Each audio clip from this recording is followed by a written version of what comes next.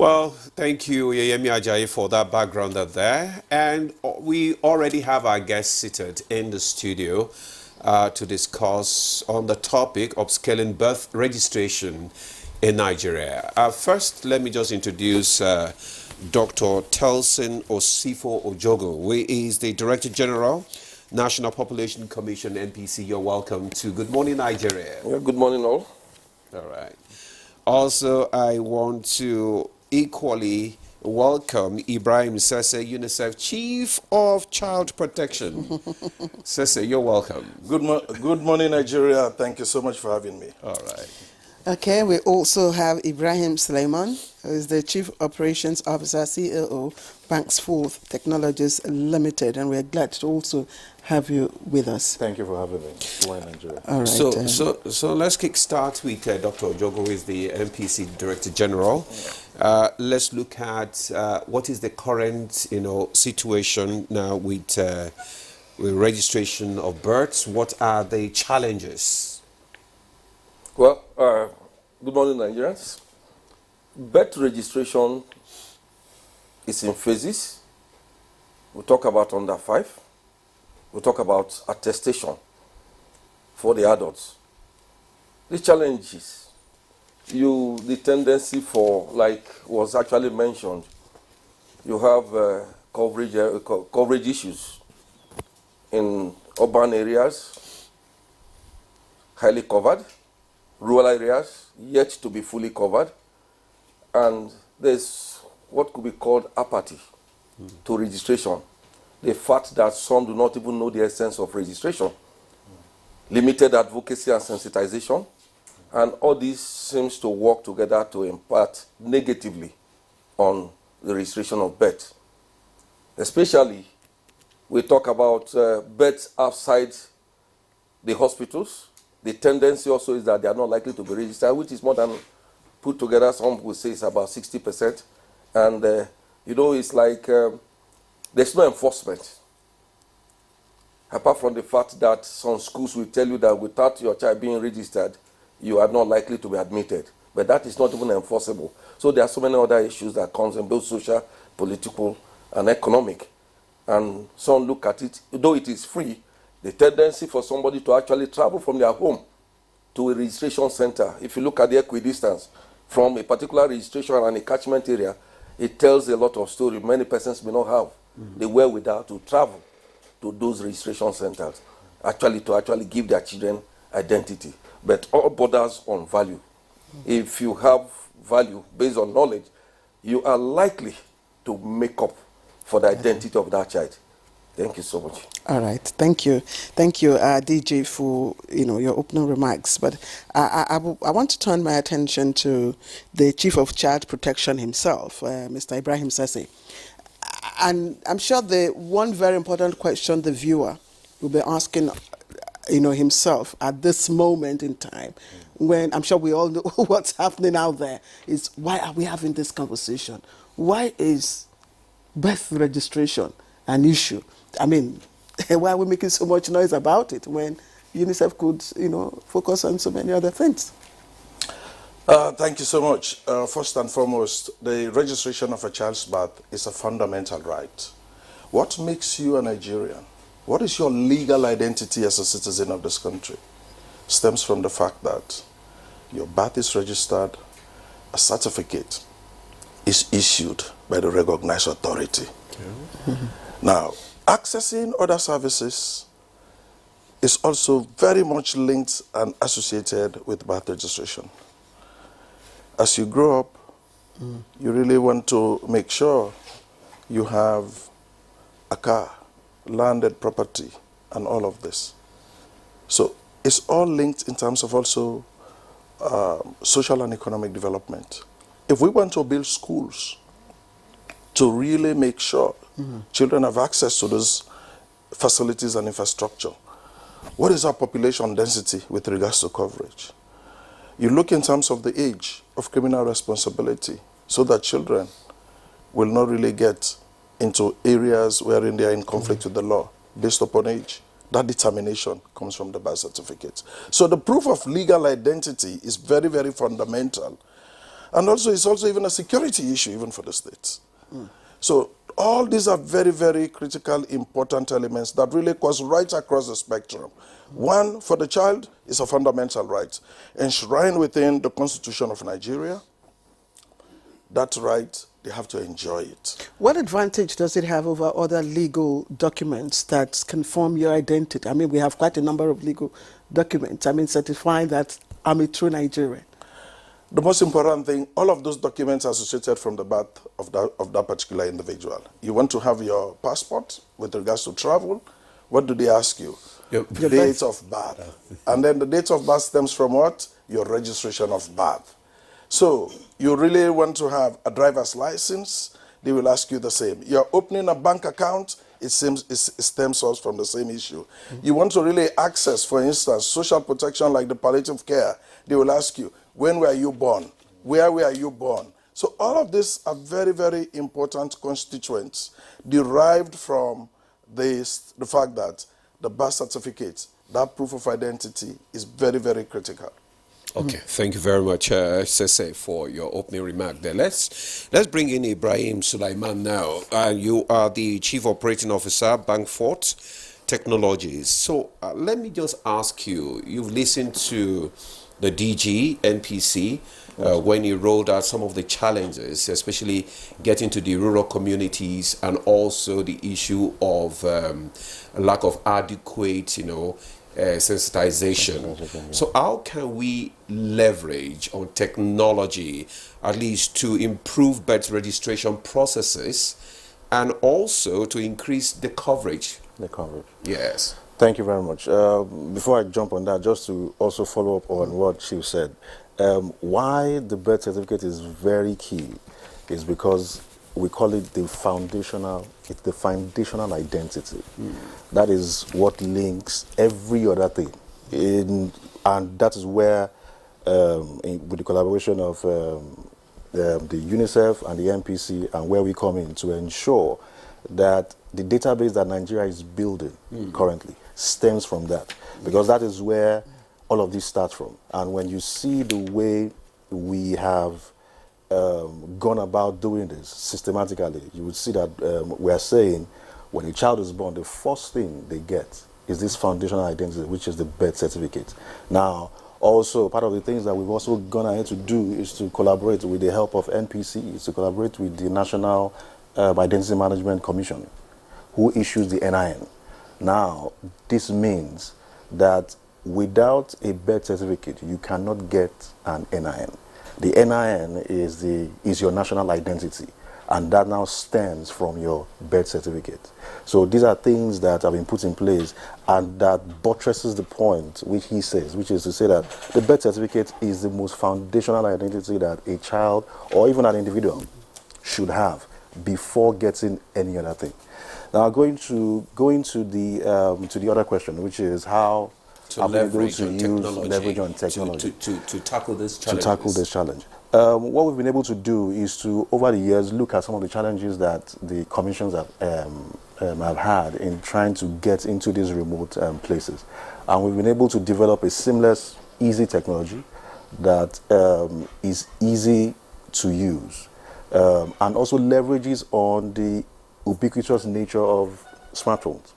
So we know currently today that the coverage of smartphones across the country is a lot, and we've been able to build technology that ensures that even the minimal standard feature phone is able to use this particular technology. And also part of the things that we've also done is also to ensure that for every NPC functionary and the beautiful thing is that NPC has a touch point everywhere. I think about 4,000 functionaries across registration centers across the country. And we're able to equip them with this technology to ensure that when people get into those centers, which are closest to the people, they are able to engage this technology and be able to get registrations done as quick as possible. It doesn't take you about maybe 2 minutes to be able to get this done. But at the technical level is to ensure that, because we understand the technologies that go into all of this, we understand what Nigeria too is trying to achieve, which is to achieve a credible national database And because of that, we've ensured to bake into this to ensure that the data captured is credible enough to interpret with other agencies, other databases that need it. So NIMSI, Ministry of Health, National Primary Health, and all of that as we expand that particular spectrum of data. What about those in the communities who do not have phones? You'll be shocked that a lot of them do not even have all these the smallest one. The feature phones. So what happens? So How do you capture those? So that's why I'd mentioned about the 4,000 spread. So we have what is called the assisted service, where when you get to any of these national population registration centers, you can meet with these people and they can help you. Now, that is where also UNICEF also comes in also. Because like he mentioned while he was in the opening dialogue, which is to say that even for some people, because we need to, doing this, we've been able to appreciate the diversity of Nigeria. You get to some local governments, some wards are actually quite far from the local government place. And that's where UNICEF has come in to say, okay, we would take this from the local government areas, take them to the homes of these people. So with the help of UNICEF and MPC and us, we've been able to deploy agents who go knocking on each door to say, oh, we are here, good morning, Nigeria, we are here this morning to capture you. And so we've been able to do that. And also, it doesn't just end there also. It helps us to be able to engage with these people. And also even at the, which is the outcome, which is to deliver certificates also to these particular people. But for you to be able to do that, you must have, adequate staff. Yes. And also they must also be conversant with the language of that community. Do you recruit from the community or you bring, how do you manage that? Fantastic. So what we do with that is to ensure that working with the NPC functionaries in those areas, we're able to engage people. And we take them through a series of rigorous training and also rigorous assessment to ensure, because over the years, because we've been doing this for some years now, and so we've had a lot of lessons learned to know, oh, for you to get accurate and capture good data, you need to get the best hands. So what we've done over time is to be able to deploy technology to be able to recruit people, e-recruitment technology, recruit people, train them, and also do proper assessment for them also. Engaging people from those communities. Okay. Thank you, Ibrahim. Let's bring DG now. DG, I'm just wondering. I know that the effort to digitize the process is what is ongoing now, to, of course, ensure wider coverage. But in the past, we had multi-layer, levels of, registration. Like when you give birth at the hospitals, that's where the initial registration is done, even both at the state level and at the local government levels. And I'm trying to understand what happened to that process. And why are we not achieving results? Because if we have all these multi-level, platforms of registration, because I know when all my children were duly registered at birth at the various hospitals, and they were issued, birth certificates. So I'm just wondering. Actually, that's a very fantastic question. What has happened over the years? Yes. You were using manual registration. It was totally manual. Yeah. Wherefore, papers are issued, and somebody goes back to the office and key in this data. And those data, you have them stored somewhere. That is that multi-layer. While we were talking, I looked at, I did a small mathematics that, look, if about 8 million births take place annually, and you have 4,000 registration centers, if you divide it, it will mean that on the average, one person will register about 2,000 births. And that is underfed. There's no way that will actually answer a modern day. PAPI, whatever we call it, that is utilization of paper, is time taking. The data exists. But if you look at data entry errors, they exist because of such papers. Now somebody wants to key in those documents into an electronic format. You were born in 1962. he puts 60, he puts 50, 52. That has given you 10 years of age. What technology has done is that you enter it in the presence of that person after registration, and you give a view, an overview, to show the person, is it correctly entered? The name, are they correct? And every other information there. So, despite the fact that we have moved from paper, element of paper still exists. I wanted to add it there that UNICEF is doing something very great along this line in order to meet up with the massive request or the backlog. Recruited about 18,000 persons extra to support MPC on a big drive to make sure that we get over this backlog using an electronic format, so that when you bring in the old data, the data set that came from data entry, you can align it with this present data that is coming in and build a robust data set. But another question I know you may ask, what about those dying? No, I was even going to ask, because apart from the attestation, which NNPC, I mean, NPC. I'm sorry. You can understand why NNPC. We need the N. We need the N in front of it. You understand? Yeah, so apart from the attestation, the under 5, the coverage of under 5 is very critical. Yes, because, I mean, you talk about the rate, at which, women give birth in the country. And I'm wondering the connection between you and the hospitals, because that's the point of birth. And that's where the first initial registration ought to occur. So is there an interface? Well, yes. I think I just run it through. Yes. Good question, great one. There's a strong collaboration between the National Population Commission and almost all the hospitals in Nigeria, especially public hospitals. We had a meeting with UNICEF and other teams, the Federal Ministry of Health, talking about how to continue to evolve a kind of interoperability that will allow this to be seamless. And I would say it for free. Probably there was a time MPC was guiding a territory for birth registration. With the new regime, that is gone. We are collaborating strongly with National Primary Healthcare Development Agency, that even during immunization, they can assist in the registration in order to get a wider coverage.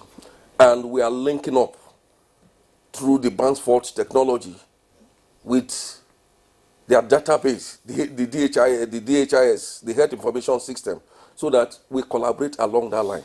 What is currently going on is just along that line. Okay. As a child is born, registration is done to some extent, and the MPC person attached to that catchment area approves that registration. Now, by so doing, the data is shared between the health institution as well as the National Population Commission. However, in the context of that comes NIMSI, which you actually mentioned. We will, in order to register that child fully, the identity of the parents or the informant must be seen. And that informant must have a name. So, it technically means that if the child or the parent do not have a name, we will try, because of that same ecosystem, collaboration within the ecosystem, we will report that case to NIMSI. NIMSI has given MPC some level of license to undertake a kind of registration, a NIM registration, which is sent to NIMSI. Once approval is gotten, the child is even going to get an automatic name, and it goes around. So it's not limited to the Federal Ministry of Health or the Ministry of Health only or hospitals. It is an ecosystem that goes beyond the hospitals up to NIMSI, National Immigration Services, and a host of them. It's a big ecosystem. Even if the baby, because usually when a baby is born, it doesn't have a name. at that moment. You say baby A or baby B and all that. But even at that stage, it is still possible to register that baby, isn't it? Yes. So You how might that be done? you do record updating when a child gets a name. Okay. But let me Yes. tell you something. It's very interesting sometimes. We believe that a child doesn't have a name until about 7 days of birth. Some mothers, parents, technically have hidden names. Of course we do. Of course we do, but They it's not don't make official. it public It's not until usually they made publish official it. until after Until- 7 days. Yes. Yes. So after 7 days, it's You either now the do name the from the father naming or the mother. ceremony and all that. Exactly. So the baby has a genuine name. Okay. Let me still stay with you because, earlier on you mentioned some of the challenges facing, that you encounter, especially in the hard to reach, communities. How do you now engage those community leaders? Do you collaborate with them in order for you to be able to reach? Because most of these people don't have access to hospital facilities. They just, most of them have it. These what do you call them now? Traditional birth Tra- Traditional birth yes, attendants? traditional birth Birth attendants. attendants. So how do you reach out to people like that? Because you need to be able to engage the community leaders, traditional leaders, and all that. Yeah, so that's another great one. They had to reach. So now, the National Population Commission, in the bid to do a census, had demarcated the whole of this country. About 99.6% of this country has been demarcated. In essence, almost all those areas reached. So what we call hard to reach is been identified to that extent. They are on a geospatial map, and we mentioned something critical, which has been the practice. Recruiting those who come from such areas to be part of an ad hoc system so that they carry out registration in those areas. If you look at the birth system, I was made to understand we did one evaluation of a job in Gombe.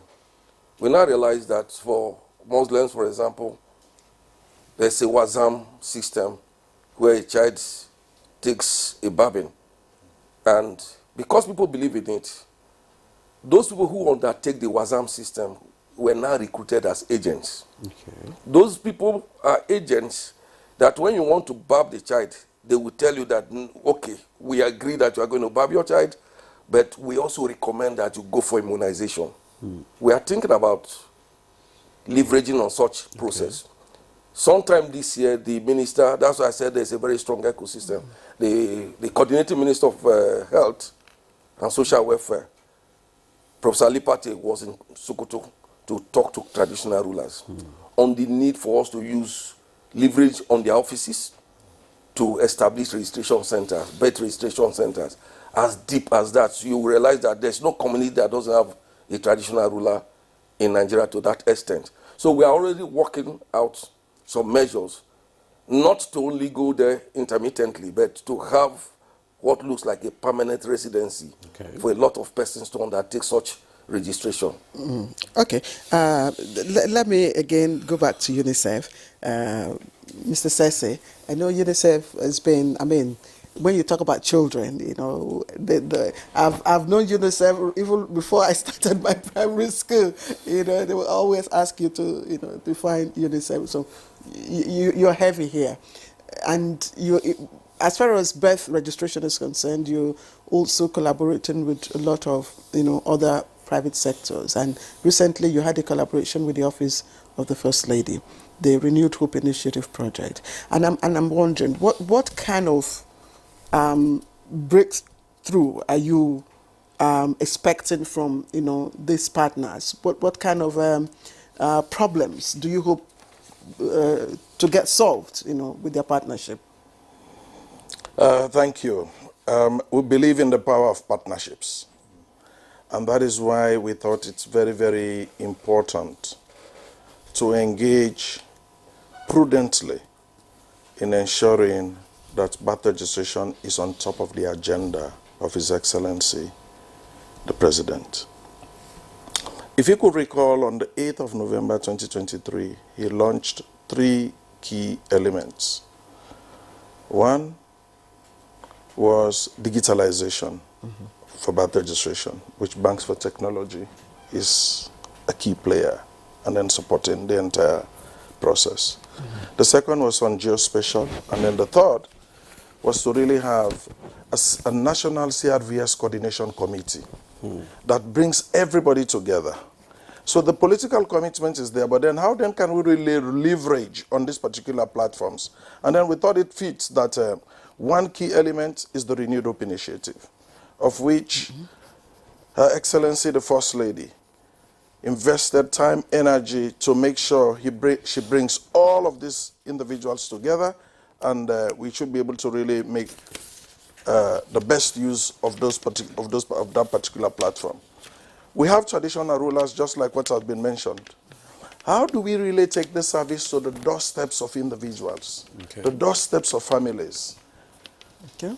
In traditional settings, wherein we have traditional birth attendants, how can we bring them in?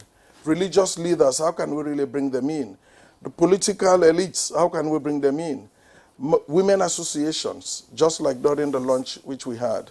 We have all of these individuals coming in together and then say, look, let's really change course, and within this partnership to ensure that it really works. I give you a concrete example. National Orientation Agency is now a big vanguard with regards to the big push we really need to do. Mobilizing communities and families to create the demand for birth registration, of which the supply component really has to come from NPC, the technology itself. But on our end is to really leverage on all of these partners to make sure every child's birth is registered. The Constitution, when you look at the Compulsory Birth and Death Registration Act, it gives families a space of 60 days, which is free for the registrations to occur. So birth registration is free in Nigeria. And the issuance of the certificate is also free. So, but how do we make sure it works? That is the issue. So the partnerships here are quite critical and important. So we will continue to work with the Office of the First Lady, working with the Governors Spouses Forum throughout the Federation, women associations, and of course, we're also looking at the local government authorities. When you look at the LGS, the ALGONs, all of these individuals are very, very critical as part of this enterprise. Okay. So we will put every effort to make sure women associations, wherein you look in terms of the gender dimension with regards to they are the ones that are given birth. Why not you bring them as part of this particular endeavor? So they are all part of the mix with regards to what we want to do. But obviously, there is a great momentum that we've already started, and we are building upon this so that by the end of the year, we are looking somewhere around 9.5 to 10 million children under 5. And I just want to make this point also. The issue of UNICEF's involvement, working alongside with NPC, as well as the use of technology in terms of digitalization, at the moment is for us to mop up children that are under 5. But by 2026, the focus will be children that are born today and newborns, because that is what you talk about birth registration. Okay. Now we are really moving way beyond the target with regards to bringing in under 5, so that they have a chance for every child that is under 5, so that those births are really registered. So we will continue as far as that piece is concerned to see that all relevant stakeholders, in terms of mobilizing communities, building the partnerships within communities at ward level, ward development committees, local governments, to ensure that we improve coverage. Okay, okay. Well noted your efforts there, Sise. But I also want to find out, because one of the major challenges of maybe government or NPC is the issue of funding. And I want to find out if UNICEF actually is helping to fund or providing resources for mobilization strategies for rural communities or to assist government?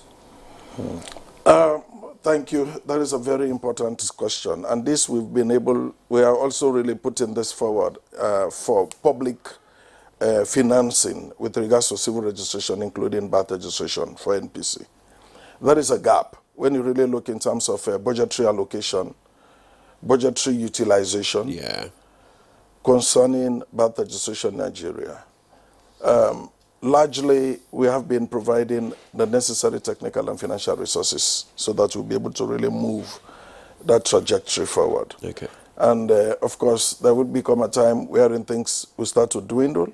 But one key ask is when budgets are being prepared, the inclusion and the adequate allocation of resources for birth registration, including civil registration, is very, very critical for Nigeria. And that is a shortcoming, which we have been trying to really augment. So the sustainability of it really lies on this.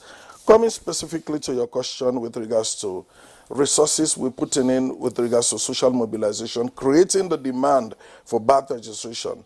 As I've mentioned, there is a collaboration between NPC, National Orientation Agency, the Ministry of Health and Social Welfare, local communities, coming together to really bring the messages home that birth registration is important for your child, creating that awareness, mobilizing the household, more especially mothers and fathers say, look, we really want to really change the trajectory.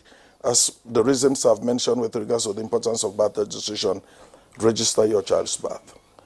If you want to access services, register your child's birth. Okay. You want to really be a Nigerian in terms of your legal identity, as Abraham mentioned, in terms of your proof as a Nigerian, register your child's birth. So that mobilization is very, very critical. Okay. And we will continue to really foster those efforts. And of course, our responsibility is to really contribute to the efforts of government through NPC and other relevant stakeholders. Okay, thank you very much. Let me bring in Ibrahim Sulaiman now. I just want to ask you, how can we ensure that birth registration, using your technology, is integrated into existing health care system in this country? Fantastic. I was even going to piggyback on that when Clara was asking that from the DG. Okay, so what we've been able to do today is to ensure that the technology that we've built is accessible even at the hospital level, because we understand that that is where birth starts from. So today, one of the key collaborations that we have today is that of with the Ministry of Health and also the National Primary Health Development Agency, and that is key because we recognize how important they are to this particular whole process. And that's why when the DG was saying that now this is no more an NPC domain, it is an ecosystem thing, which would have to involve all of these agencies. So today, with the technology, hospitals have also been involved. Medical centers, not just hospitals, like Chief will always say, medical facilities have also been involved in this, whereby they are also able to take part in that particular process of registering a birth when they encounter such. So today, hospitals also are being trained, other medical facilities are being trained by the NPC staffs to be able to ensure that they are also able to use this particular technology. So the technology is now available to all. Now, part of the things that we're also doing is also integrating directly also with the Ministry of Health's DHIS too, because that is what is readily available and what they use. So what that means is as soon as the medical facilities that have this DHIS too, as soon as they register a birth within their domain, automatically it feeds into this database. Whenever NPC also registers a birth on their side, it feeds into this database also. That way we are building this database that is very key to the country for decision making. Very key, because now when you say, oh, when we say in Nigeria, oh, we are 200 and something million people. How are we sure? How are we sure? We don't really know. And you need to provide facilities for over 200 million people. Exactly. So how do you plan for these people? How do you actually even know how many of these people are, so that you're able to plan services for them? Like I mentioned earlier, foundational identity is key because that is how individuals, let me not say children, individuals access government services. Government services are key for the development of every individual. So, and how do you identify these people and be able to plan for them as they grow into the society? To say, okay, so how many schools do we build? Okay. How many jobs need to be created or enabled by the government? It is based on this data, this foundational data, that you're able to know that. And you're able to even roll out plans, policies to ensure that, okay, bets are either encouraged and otherwise.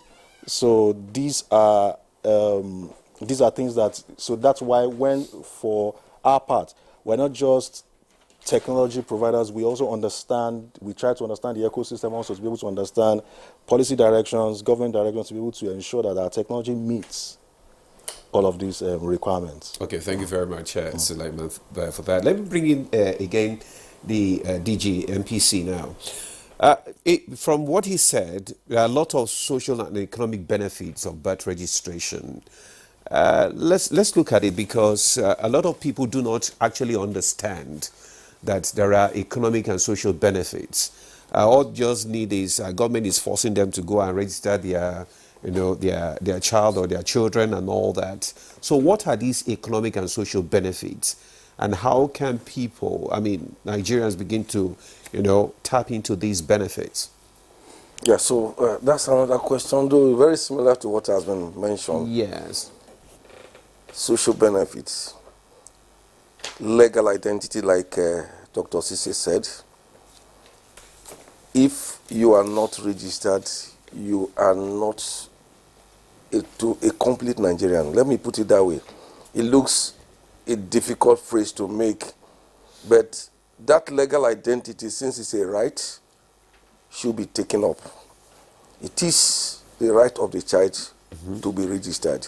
So parents are admonished at this point in time to know that if you are not, if a child of yours is not registered, there's problem somewhere. I was in a workshop in South Africa, and some countries were talking about identity theft. The tendency for identity theft is reduced when that child is registered. We talked about growth, planning. Well, I started by talking about registration going beyond just registering the child. Sometimes we talk about movement to determine whether a population still remains the same. We have what looks like the dynamics for population change. In order to compute them, one critical thing is registration of births, because fertility in migration determines the population that comes in onto a community, a locality, and the rest of them, while... Okay. Yeah. Okay, let me just pause you a bit. So we're just getting a feeler from China, where the president is actually attending a summit, the 2024 summit of the Forum on China Africa Cooperation FOCA, opened in the early hours of today in Beijing, and President Bola Tinubu addressed the summit as the chairman of the ECOWAS Authority of Heads of States and Governments. Let's take a listen to him.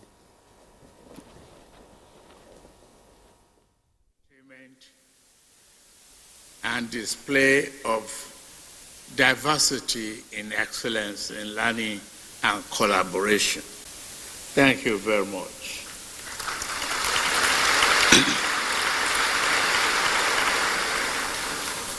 It is with a great joy and pleasure that I stand before you today, celebrating the remarkable partnership between Africa and China. A bond that has not only endured, but has grown stronger since its inception in the early 50s. This relationship has transcended continents, challenges, and become a true testament to the power of mutual respect and cooperation. What began as a China support for African nations' independence has evolved into a rich, multifaceted partnership spanning trade, investment, and diplomacy. Over years of our ties, we have been solidified. We share through high-level engagement, strategic agreement, and a shared vision of growth. Today, we gather to reflect on the progress we've made and chart the course for even greater achievements. At this stage, I must say congratulations to the earlier speakers, particularly our co-chair, my brother and friend, the President of Senegal, Bassirou Faye,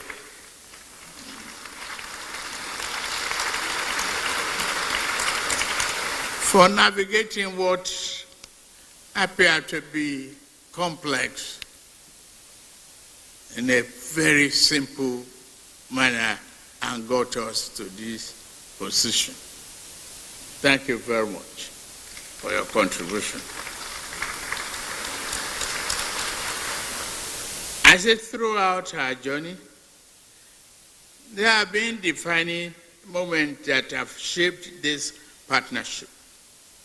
China has consistently demonstrated its commitment to Africa, not only through financial and developmental support, but also through cultural exchanges that bring our people closer and closer together.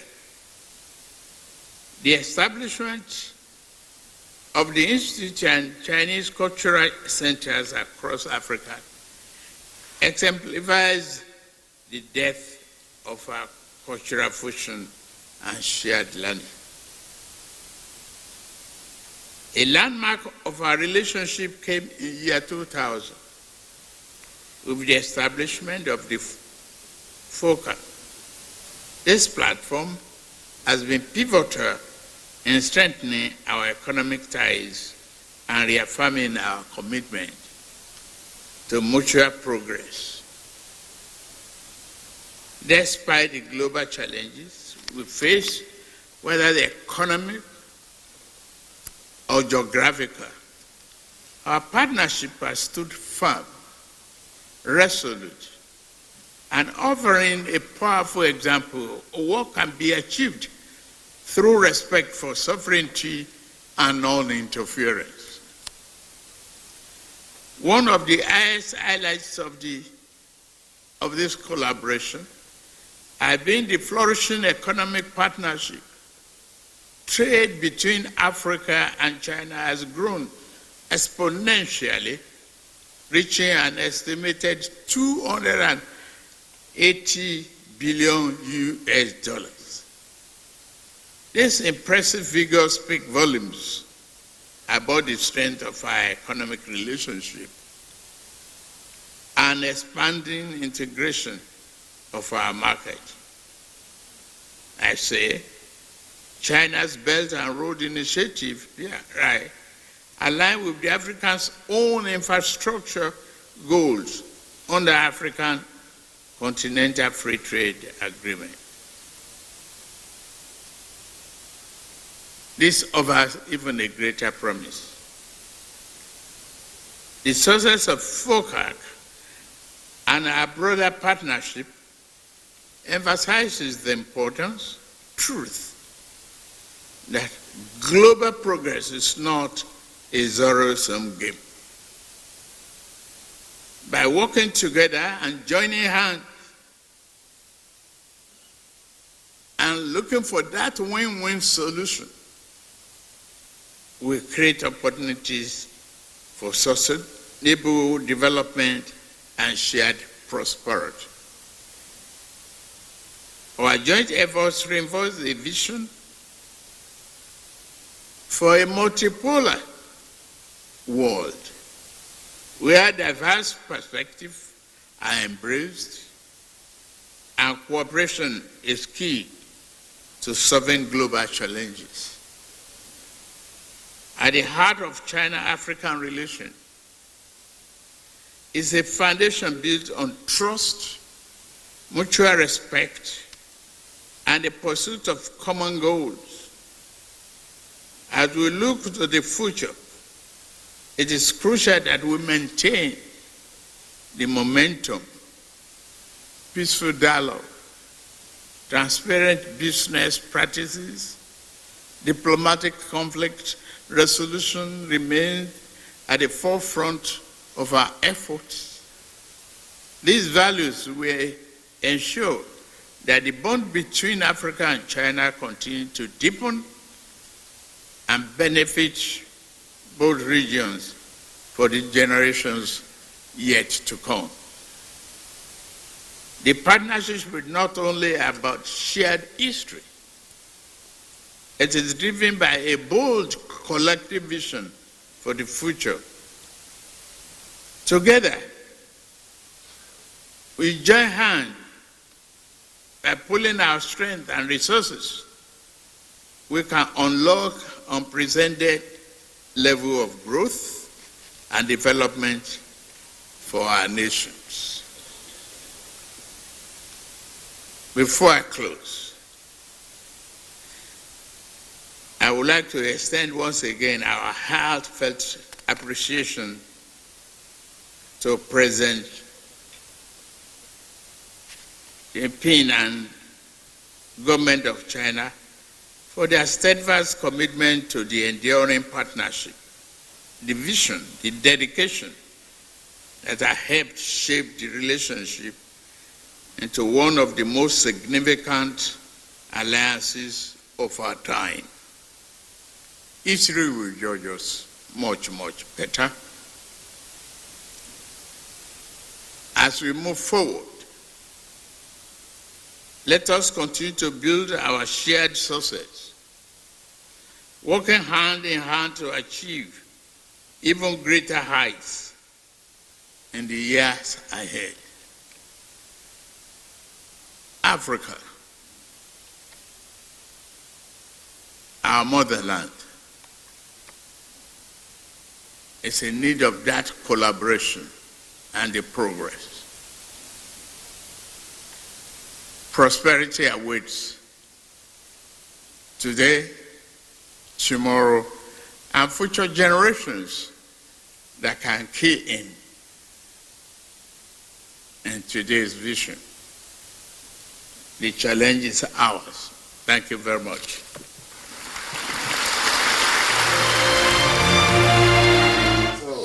All right, welcome back. And of course, you just heard Nigeria's president speaking at the 2024 summit of the China-Africa Cooperation FOCA. And of course, the last statement the president made there was calling on generations to key into this cooperation. And of course, he is saying that Africa is in their need of this cooperation, and it is, of course, very critical for everyone to key into it. He also talked about the fact that China has been a very, critical partner in times of need, and he mentioned in different areas that China has been of tremendous help to Africa, especially financial and cultural exchanges. And the president also talked about collaboration. But one important thing the president said is the fact that this cooperation is built on a foundation of trust and prosperity. And of course, he said collaboration built on trust, common respect, and common goals. Once again, it's a collaboration that is built on common trust, common respect, and common goals. You heard it from Nigeria's president at the 2024 FOCA meeting. Let's take a short break. The federal government of Nigeria warns vandals of national assets, electricity transmission towers. Thanks for staying with us. You're still on to Good Morning Nigeria on the network service of the NTA. Before we took the president address at the 2024 summit of the Forum of China-Africa Cooperation, we're discussing on upscaling registration, birth registration in Nigeria. And we still have our guest here. And before we went to the president's address, the DG MPC was speaking on the economic and social, benefits of this birth registration. Can you just conclude your thoughts before we move on? Well, thank you. Let me actually add to what I earlier said. The identity issue via registration. You are tied to a locality of birth via your registration. To the nation, to the state, by your registration. I know that some people go to some countries to give birth to their kids and register them there in order to have an identity in the context of that country. That is how good that is. After that, what happens? Access to international passport. You participate in educational exercises in that country, and a host of other benefits. So it goes on and on. Sorry, I just want to interject. Does that affect, because just like what you just said now, I was going to ask, a lot of people travel out of this country to maybe probably UK or US or other countries to have to give their birth to their children, and they bring them into this country. What are the implications? So there's no serious implication. Okay. There's a global networking tendency alone that you register a child once. Okay. What happens next is notification of birth. That is what they can actually come in here to do. Okay. That is it's no longer like you are giving a child a new certificate. You are not saying no. The child has gotten one certificate and it is forever, no matter the country. Unless it is done outside what is constitutionally right, all other things you are getting will not be a birth certificate. Rather, it could be what looks like a birth notification or attestation. That's what you just get. Okay. It's not an equivalent of a birth certificate. Okay. So we encourage them, people abroad, those in the diaspora, we spoke with them recently, that they can come and notify us of the registration they had in those other countries. I think that's a very simple one too. But that tells you also the importance of that registration. That they, in as much as they were born outside this country, they have something, they have a stake here. In order for you to completely have a stake and be identified along that line, you need to have that notification done and completed in Nigeria. All right, Yes, okay, sorry. We wanted to... I wanted to add one aspect that is remote now. I know Dr. Sise mentioned it, but let me just affirm to it again that the National Health Insurance Scheme is leveraging on all this registration for you to access health services nationwide. And it is something that beholds every Nigerian to be registered, really. All right, let's look at the attestation part, because if we're talking about birth registration, we're looking at children, and specifically, under 5 and all that. But attestation, because you brought in attestation, which means, those people, I don't want to include myself, who at birth, probably the adults who probably don't have, authentic registration. Is that what it is? Is that what it is? So in this case, Banks Forth will have, a key role to play, because it will require a lot of, digital applications and all that. So can you just give us an insight into, who is eligible to come for? Yes. Thank you very much. So an attestation is for individuals who are 18 and above. So anybody who is under 18 cannot get an attestation. You get a birth certificate. It could be a delayed birth certificate, but it is still a birth certificate. So from 18 and above, you get an attestation. Now, why attestation is very critical is because even for some of us who were issued some kind of paper, and I call it paper in quotes, we found out that a lot of these papers were from the hospitals, right? So hospitals would issue, so you see your birth certificate, you read Surulere, something, Yes. hospital. Yes. Meanwhile, there are supposed to be notifications. So hospitals are part of the ecosystem, and they should naturally notify NPC to say those things they give should be notifications that those people take to an NPC registrar, who then issues an authentic birth certificate. But maybe because of information advocacy and all of that, a lot of people just go on with those hospital birth notification documents as their birth certificates. Then later in life, they go to a court, get an affidavit. So, but with this, what we've done so far is to now bring back what it should be, which is to say that for those who have those kind of documentations, now Affidavit. So if you have an affidavit, as a birth certificate, listen carefully. Exactly. Yes. So just go online, go to the National Population Commission's website, and click on the services menu. You would see you will see a list of services that NPC offers, and one of them is the attestation for 18 years and above, and it's pretty easy, very easy to use. So just click on it. It will ask you for your information, your NIN. For those who don't have NIN, there's also another route for those people. For those who have NIN, there's a route for them, and you get an authentic attestation certificate. And now, what this does with technology, what it does now is that you are now able to verify these things easily. Okay. So with that, So that becomes genuine. it becomes genuine. It becomes verifiable. So even when you lose that physical paper, the birth certificate number, for everywhere you need to use them, you just give them that birth certificate number and they punch it in. They can contact NPC's database and verify that, oh, this is so and so person. If you don't have any of those documents, like the affidavit, if you don't have it, can you also approach, fill in the form? Are you also eligible?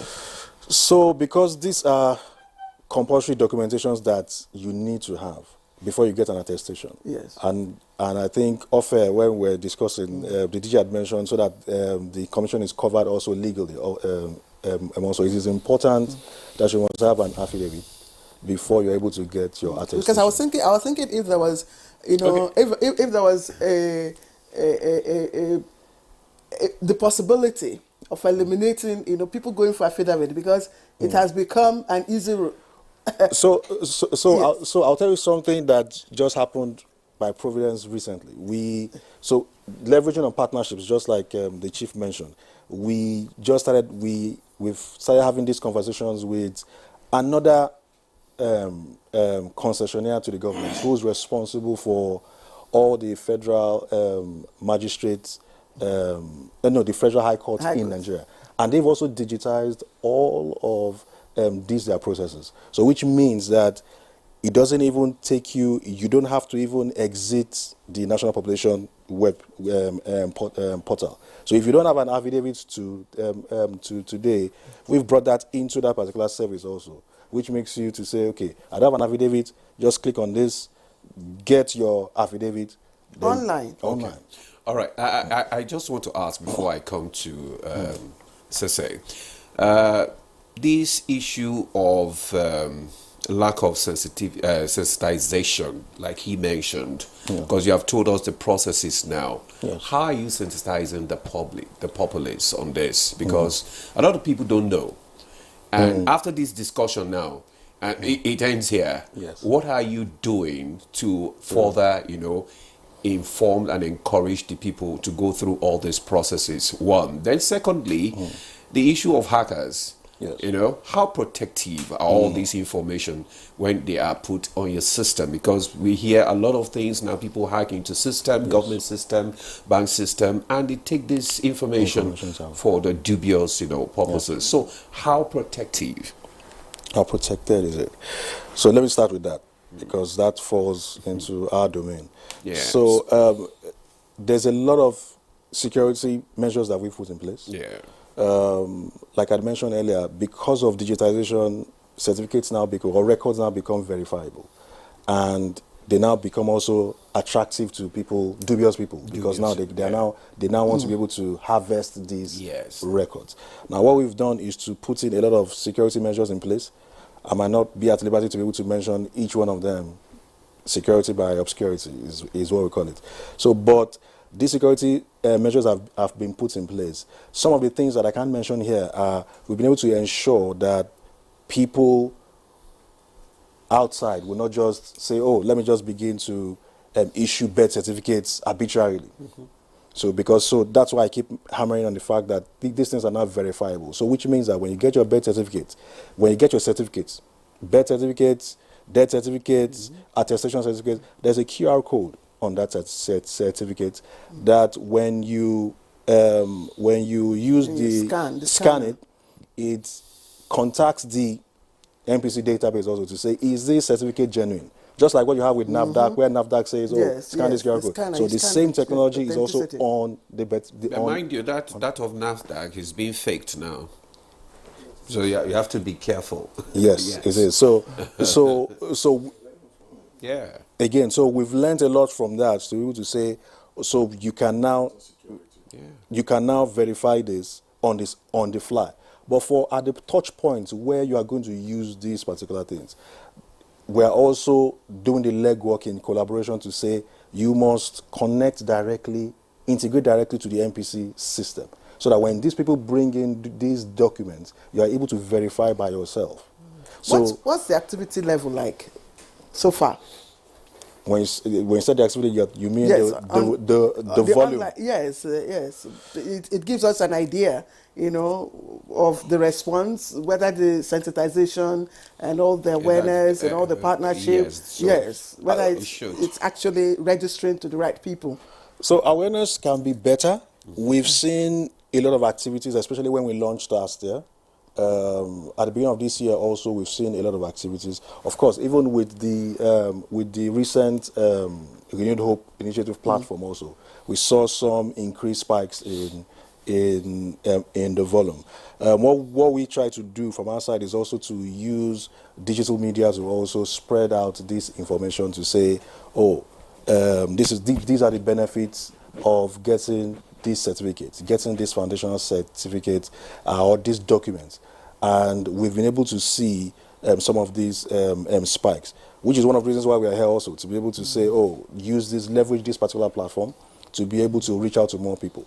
What is key, what is also instructive is also to see that for every time we have these category large launchings, you see that we endeavor to always bring in these traditional rulers, bring in these people who have a touch point and an engagement with. Even beyond that, because traditional rulers and all the local, the leadership at the local and the grassroots level have always been involved. And I'm wondering, is there any paradigm shift in terms of awareness creation and involvement of UNICEF now? I think I mentioned this earlier. We are really moving away when you really look at Twitter, WhatsApp, because the majority of areas where registration is not happening is in remote and rural areas. Hard to reach areas. So, how do you really bring the message home? How do you engage the town criers? How do you make sure you have social mobilizers that really reaches the household? That's the approach. Because we also have other forms of media, social platforms, all of those are working.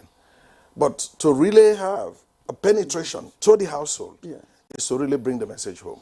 Okay. And one way we are now doing it through NOA and then working with local communities.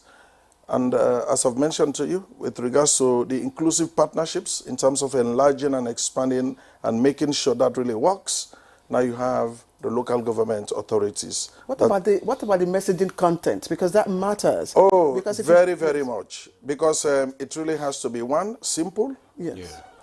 One key element, birth registration is free, and these are the benefits that you are getting. Okay. You'll be able to really access it in specific locations within those communities that have been identified, and we make sure those services are provided. Because here, it is basically creating that demand for birth registration, and at the same time, the supply components have to be in, and people are well aware with regards to what they really want out of that particular endeavor, and ensuring that it doesn't cost anything. But all what you need, just take your child and register. You know why? Sorry, wait, sorry, let please. me just ask Yes. this question. Somebody just sent me this question. He said, how is UNICEF, let me just read it, supporting the development of policies and legislation, to protect the right of birth registration? That's a good one. Currently, we are working on supporting the efforts of NPC and other stakeholders within the civil registration ecosystem to look at the Compulsory Births and Deaths Act. Now, if you look at that particular act, the provisions contained therein, it doesn't contain elements having to do with data protection. It doesn't contain elements having to do with digital signatories. And even with regards to digitalization of the process itself, It needs review. it needs review. Yeah. So what we are now doing, we've brought in House of Rep as well as Senate into one meeting to really make sure that Committee on Population will be able to really move that agenda. As I'm talking to you, there is a draft bill before them, and it should really be going on to the first reading in September. Okay. So that is critical. Point number 2. Once that bill is becomes an act, after the assent by His Excellency, obviously there will be regulations, how that act really has to be implemented. Point 3, we are now working with NPC, bringing in all civil registration and vital statistics, MDAs, ministries, departments, and agencies, and other relevant stakeholders. The 15 interministerial committee that has been set up to form the National CRVS Committee to develop a national strategy and a costed plan between 2024 to 2030, which is basically the end of the SDGs. That work is ongoing. So that is very, very critical to see how all of this works out. The 5th point, which of course is very important when you really look in terms of bringing all of these synergies, but in a very practical sense, how can we really make sure services are provided, but ensuring that is an effective collaboration and partnership between all of these particular partners. Notably, Ministry of Health, local government, to see that all of it works. So, was it 2 days ago? Yeah, 2 days ago. We had a meeting at the Ministry of Health and Social Welfare, and we have now, we came to the conclusion that standard operating procedures, protocols, how all of these entities should be able to work together, the division of labor between them, harnessing resources, and leveraging on the good work of others. Because what we found out, if a child is being immunized, the birth is registered, and you issue the certificate, what happened? Even the rates of immunization are up, but then at the same time, the child's birth is also being registered. Just before Demola signs off, I just have one, very not, last question. Actually, I don't know either whether UNICEF or NPC, but it's again within the context of messaging. We know that in some cultures, it's considered a taboo when you have your children. You start registering them, you start counting them. They feel it's counting them, and it's not. So, that's traditional belief. Yes, that's a traditional belief. So, in your message, content, I'm wondering how you're going to fashion this to be able to convince, and get the buy-in of these, people who who you don't want to leave behind. Okay, well, so sometimes you talk about hard to reach, but there's another group of persons called hard to count. So that's the group you are talking about, based on their beliefs. Well, it's still the same method or procedure of engaging the traditional persons to do traditional things. I know I went to one Ruga Fulani in Jigawa State, and we tried to enumerate them, and they told me their names, age, and the rest of them. And as we were about to leave, they told me that all that was said was just fake. Goodness. Yeah, that they wanted to know my intention or our intention before coming out. And there was a lesson learned. Tell them, convince them that you are not against their culture. Rather, you are trying to mitigate on, or you utilize what is available in order to help alleviate their culture by using them, making them prominent in the whole process. And that exactly was what happened finally. And that we've leveraged to actually get to them. They had to count, not difficult to reach when you convince a member of that team. And that solves it. Solves it. Yeah, that solves it usually. Use their locals, use their belief system, their norms to get to them. And like Chief said, NOA does that exactly because they've been collaborating with them. Yeah, use their language, because it is said that if you speak my language, I'm more likely to identify with you and listen to you, because I hear you speak my language, you believe and trust me. Thank you very much. We're going to draw the curtain now.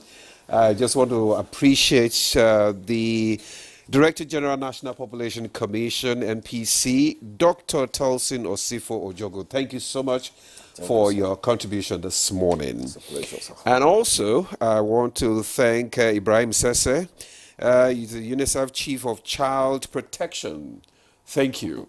A pleasure. All right.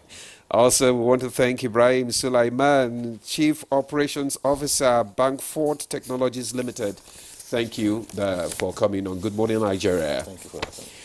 Well, that's our package on Good Morning Nigeria this morning. Thanks for watching. Is time still dynamic? I mean, is it static?